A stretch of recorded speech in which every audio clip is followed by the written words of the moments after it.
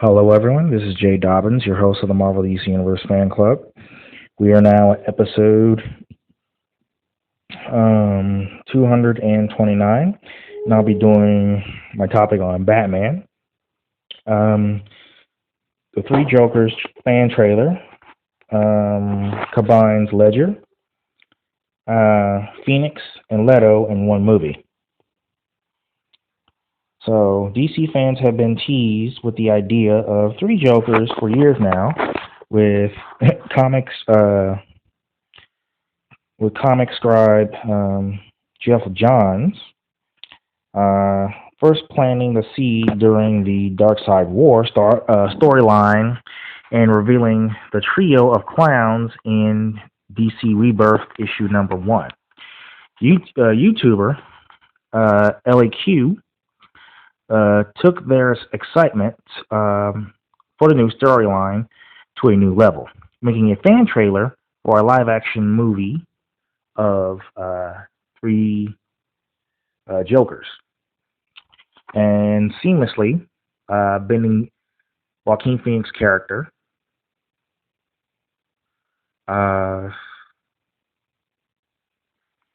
Speaking of which, I didn't watch the Oscars, but if you are listening to this podcast, Mr. Phoenix, or if you listen to any podcast or run across this one, here's a shout out to you. And also, congratulations on your Oscar. So you're pretty much,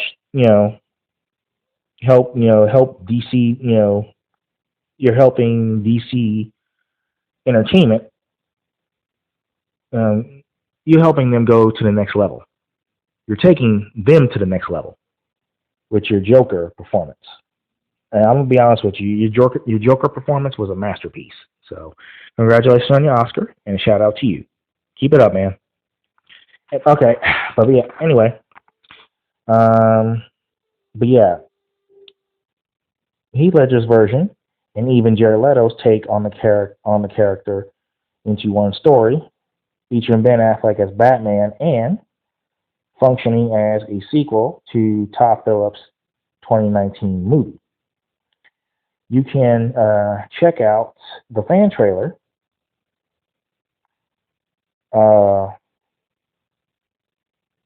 you can check out the fan trailer on YouTube. So, though three Jokers will likely never see life on the big screen unless Warner Brothers Home Entertainment does an animated adaptation, but the comic book story will publish under DC's Black Label imprint with Jeff Johns writing and artist Jason Fabok on pencils.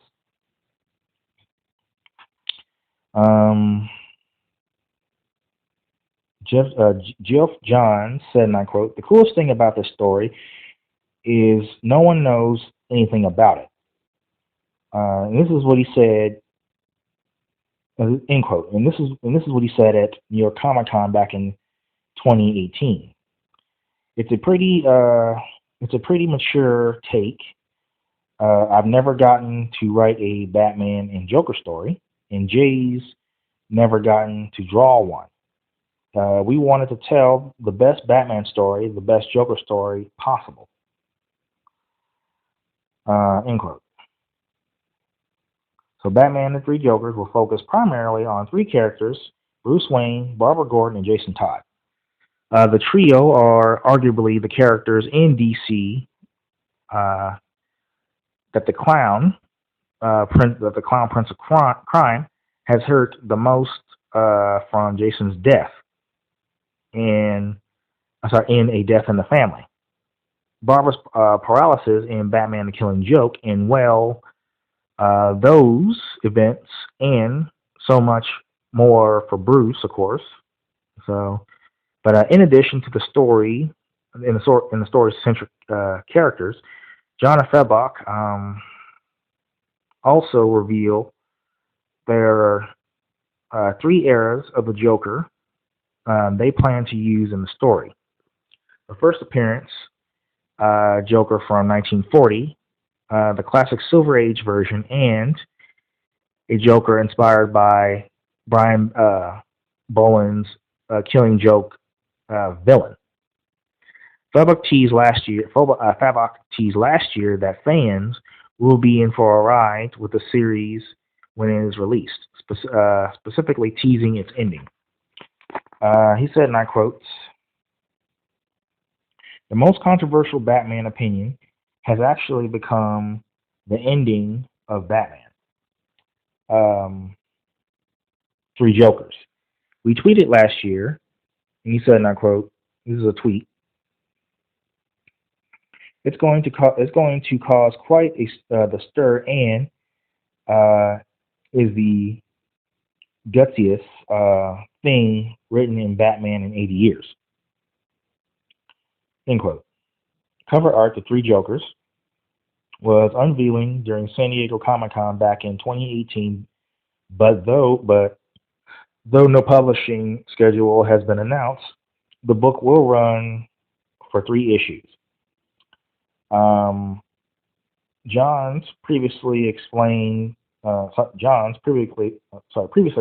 time that the story isn't focused on other dimensions or alternate Earths, but instead will touch on the villain's origins and will have some decidedly funny touches as well. Johns said, and I quote, "It's all about scars and healing wrong and healing right in pain." End quote. And he also said, and I quote, if I could tell one Joker story, this is the one I would tell. Uh, there's really, there's this really fun scene where Joker drives this truck. He goes to the woods and there's a cabin with a light on it, and he knocks on a door, and there's a Joker standing there wearing a Hawaiian shirt, and the Joker says, "That's my shirt." End quote.